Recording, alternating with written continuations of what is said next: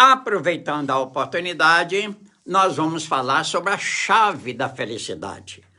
Porque a felicidade é uma porta aberta, caminho, e é uma caminhada e é uma vida. A felicidade é promovida por Deus, dada pelo sacrifício de Cristo, assistida pelo Espírito Santo, orientada pela palavra de Deus, e assim nós acertamos e vivemos em novidade de vida. Mas qual é a chave da felicidade nesta vida que Deus nos dá? Vamos ver isso de perto, né? Vamos ver isso. Isso, estamos mais perto? Então, qual é a chave da felicidade? Olha para a mão estendida de Deus. Olha para os braços estendidos do Senhor Jesus.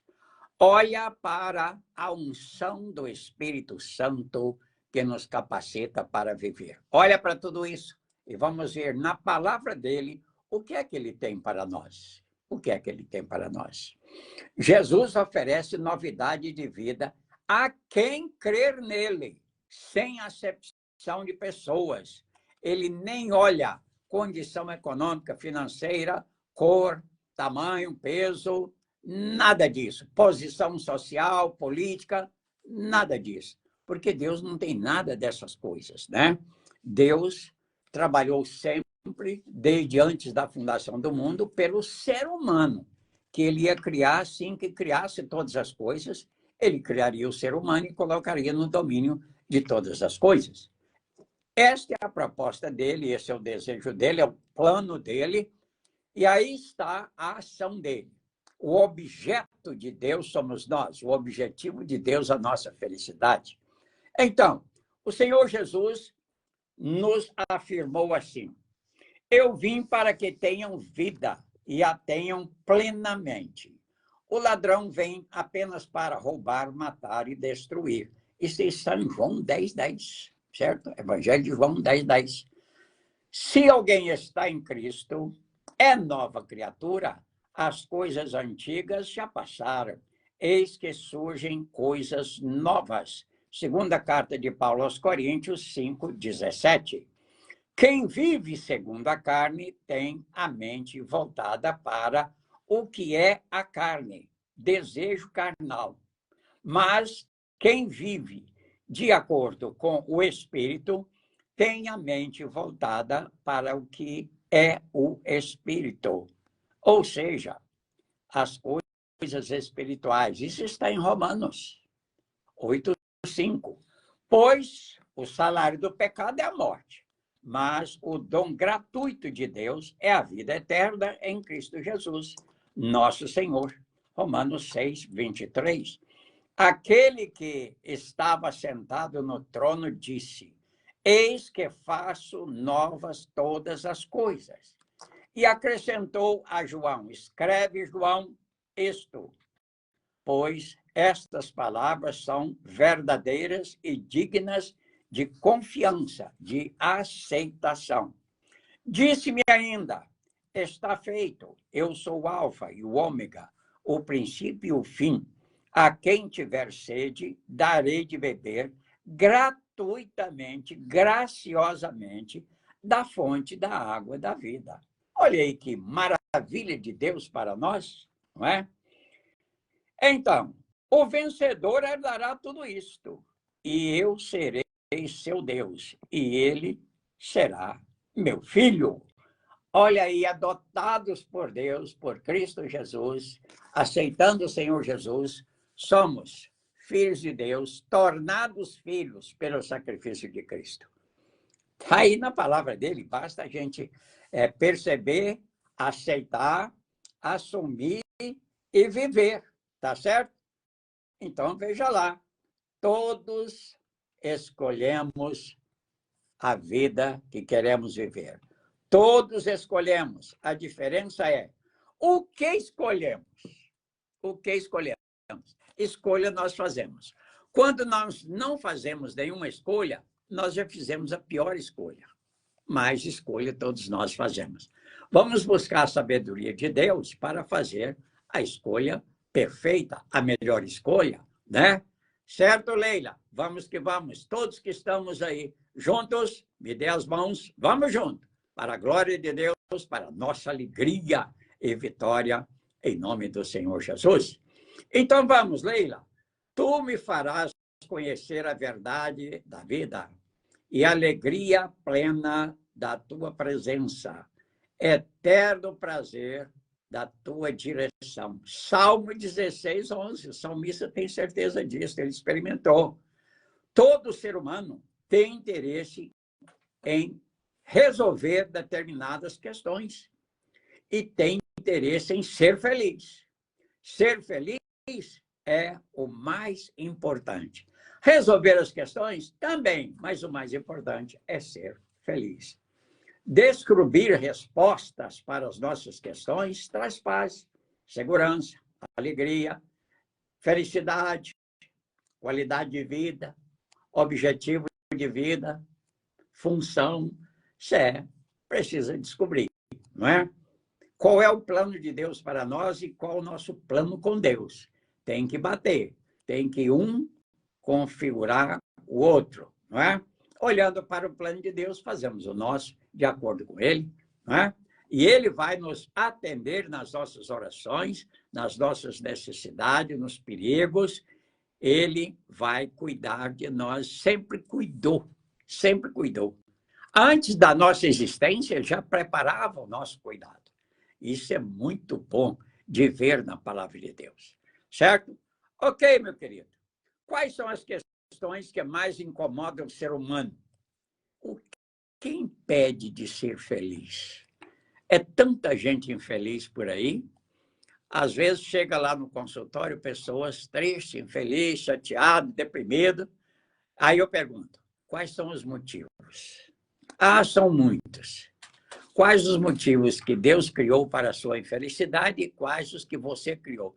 Não, foi eu mesmo que criei. Então, trata de responder, trata de resolver, trata de mudar, porque Deus tem todos os recursos para você mudar. Mas é preciso que você queira, decida e haja. Aí a coisa funciona, aí a vida muda, não é? Pois bem, a primeira questão que nós precisamos buscar a resposta é: quem sou eu? A segunda, quem é Deus? A terceira, qual o relacionamento que eu tenho com ele? Você já pensou nisso algum dia na sua vida? Pois é preciso pensar, porque isso é fundamental, não é?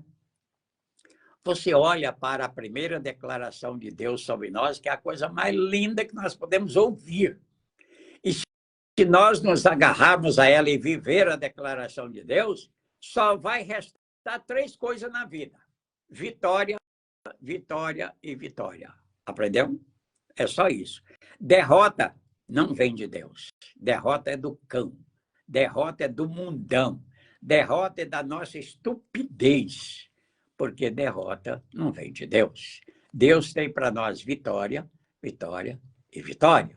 Mas o Senhor Jesus avisou: eu sou o bom pastor. Eu vim para te dar vida, vida plena. O inimigo também veio. Ele veio para roubar, matar e destruir.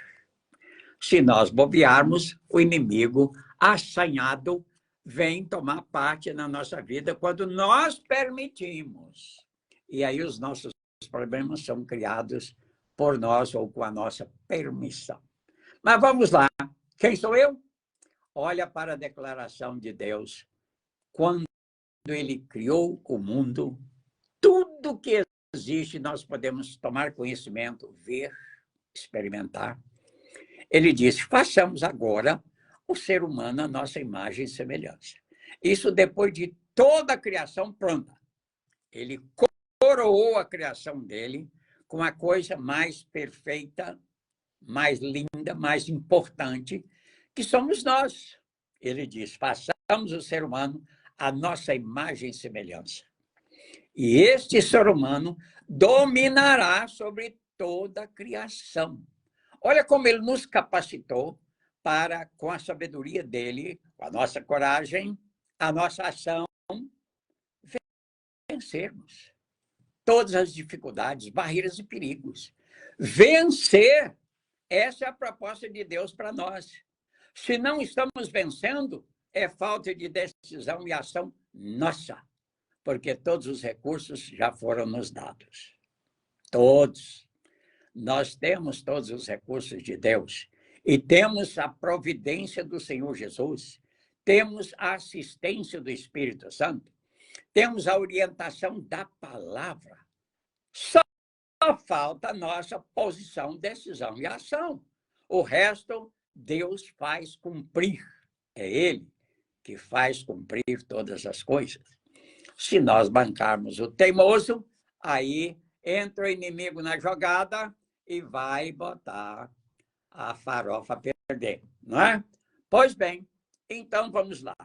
Se eu fui criado por Deus para dominar sobre toda a criação, foi para estar em comunhão com Ele, em semelhança, sua imagem e semelhança. Olha que beleza! Deus nos criou para isto, viver em comunhão perfeita, completa, perene, solene e eterna com Ele. Essa é a proposta de Deus. Em poucas palavras, podemos achar respostas para estas questões e outras questões. O que eu posso realizar em novidade de vida? O que mais preciso para viver melhor a novidade de vida? O que será possível depois da vida aqui? São questões que nós precisamos. Então, olha bem, nós precisamos buscar respostas para essas e outras questões.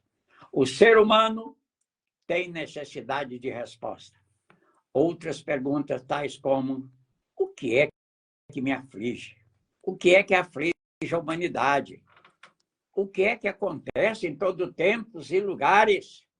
As palavras são poucas, mas a sabedoria é eterna. Às vezes nós ficamos só nas palavras, não é?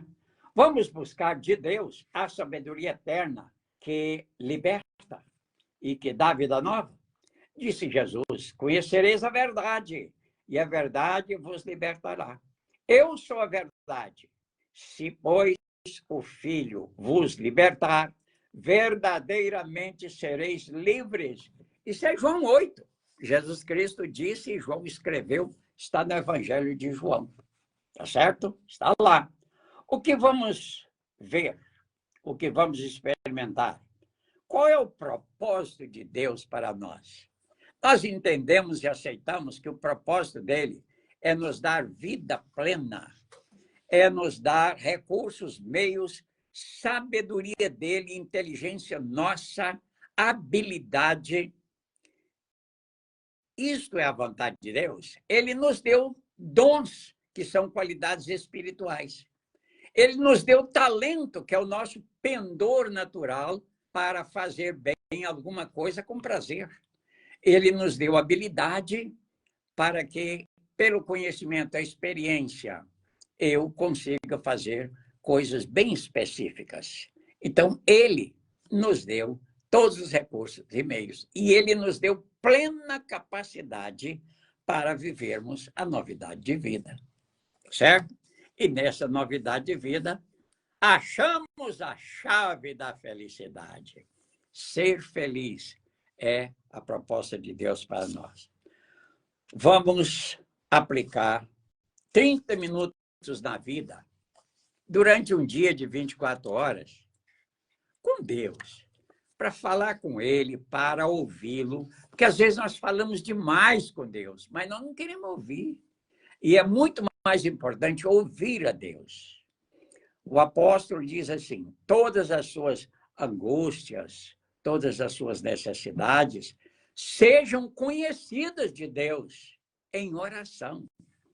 Então, ele está pronto para nos ouvir nas nossas queixas, nas nossas fraquezas, as nossas angústias, os nossos medos, tudo aquilo que nos aflige, todo o nosso desejo, o nosso plano, às vezes é coisa muito boa, mas precisamos comunicar isso a Deus.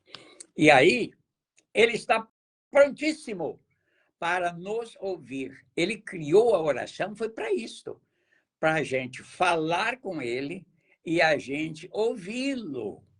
E a partir desse diálogo, que tem dois lados, em que um traz o que tem para aquele que não tem, e juntando o que tem, dá para satisfazer o que não tem, e isto é novidade de vida, é a chave da felicidade.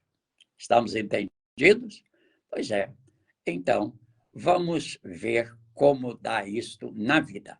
Vamos experimentar com coragem, com fé, com ânimo, com disposição, com vontade, buscar de Deus a sabedoria, concordar com Ele nas ordens, nos mandamentos, né?